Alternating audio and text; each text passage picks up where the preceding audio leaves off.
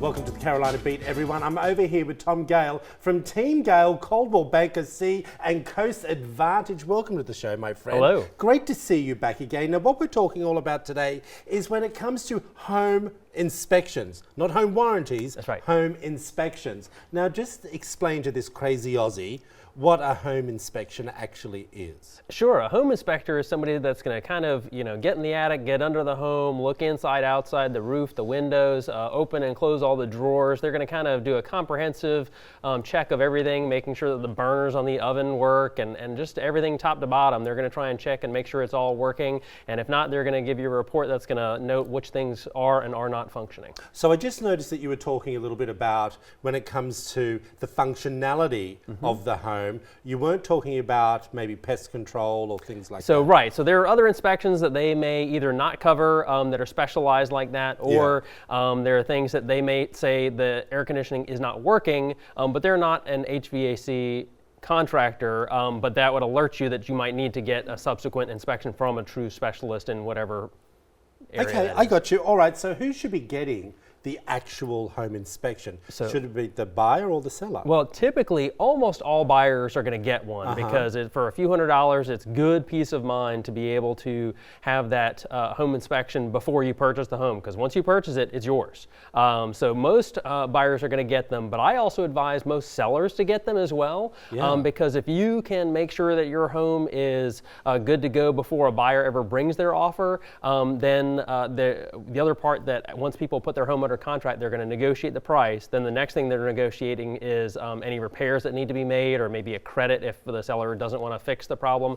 But if you can go ahead and take care of that as a seller before you even put it on the market, you're going to save a lot of headache down the road when you get that buyer. Unless you also have full disclosure. So we do, and that's one thing that's mandatory. But a lot of things, if it's in your attic, you don't go in your attic that often, or you're under your home, you don't see those things a lot of times. So it's good that the buyer or the seller get those things, and that's where you find the things like an attic leak that might not be leaking into your house, or you find that there's moisture in the crawl space and things like that the seller didn't know about. All right, so let's just say we do find an issue with some of the electrical. Let's just talk about that, for example.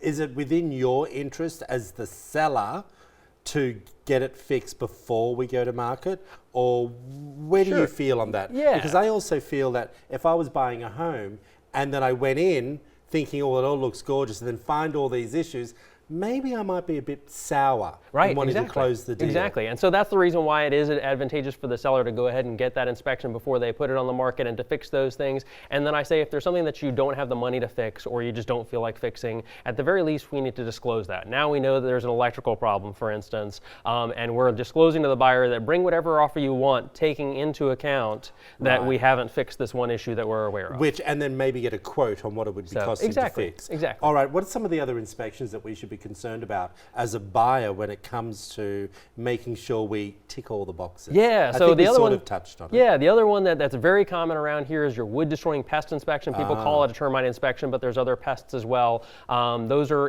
found in high moisture environments, and in southeastern North Carolina we have that high moisture environment. So I definitely recommend that people get a wood destroying pest inspection, and those are very affordable inspections to get. And then you have other things like, again, if the home inspector finds that the air conditioning isn't working properly, maybe you get that air conditioning contractor out to do a subsequent inspection to see what the overall problem is, and they're going to check your coolant levels and things like that. And maybe that could still be under warranty. It could, yeah, absolutely. I just actually had that last week where somebody was still under warranty, so that it didn't even cost the seller anything to get that problem fixed. All right, very quickly, I've got to go. What would be the last questions that you would ask your home inspector after they have already inspected?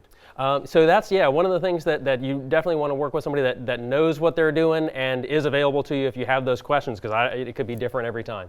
And it's a nerve-wracking. We are using our life savings when it comes to buying Which is why for a few $100s you want that peace of mind of getting the home inspection. As always, great information. We appreciate you. If you want to find out more information about Team Gale, Coldwell Banker C Coast Advantage, Mr. Tom Gale is the man to call. There's all the information up on the screen. We'll be back after this short break.